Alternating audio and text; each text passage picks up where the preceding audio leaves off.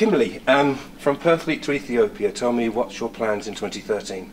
Well, in a couple of weeks I'll be heading to Ethiopia with a group of volunteers from the ESO charity, which is the Volunteer Service Overseas, and we're going to be spending 12 weeks out there helping build their communities and sort of giving general aid to all of them.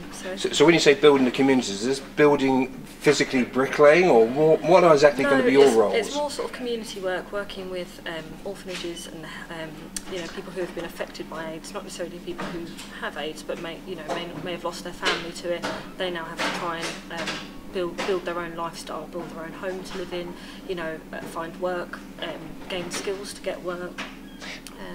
It's just things like that. I wouldn't say it was necessarily the area we're going to. It's actually quite built up. It's a city based in the southern region of Ethiopia on a lake, and it's called Awassa, and it is a more modernised part of the country. And what set of skills do you bring to the project? I'm hoping that I'll bring some people skills, and I think that I'm quite good at encouraging people to find what they're good at and work with it and make something from that, which I think is what a lot of that's needed is encouragement. All these people, they have capabilities, and they can learn and they can do things. They just need somebody to give them a bit of a nudge and get them going.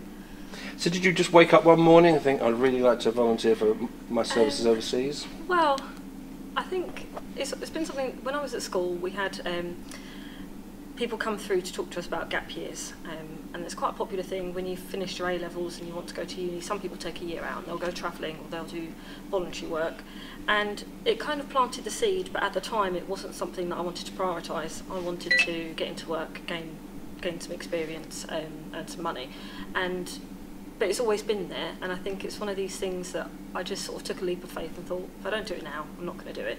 So I think I applied in October, and the application process probably took a couple of weeks, and then I found out in November that I'd be going, so all quite quick. Ethiopia, what are your apprehensions, I guess is the best word? I think a lot of it is that it is a long way, and obviously you're away from family and friends, and I don't know how easy it will be to communicate. We've been told there is internet connection, there is telephone lines and things like that, but I find that if when you really want to just talk to someone just really quickly and you can't, I think that will be the hardest bit. But I think I'll be quite welcomed, and I think people have a lot of misconceptions about Ethiopia. They will just think it's what you see on the TV, like famine and people dying and things, and it's really not. It's actually, from the research that I've done, it's actually very, very nice area, and it's not as bad as the media makes it out to be. What's your family think about going off to Ethiopia? Well, my husband's very supportive. He's really pleased that I'm doing something I want to do, and my mum and dad both sort of were a bit apprehensive, saying, "Oh, are you sure you really want to go there? Are you sure you're going to be ready for what you might see?"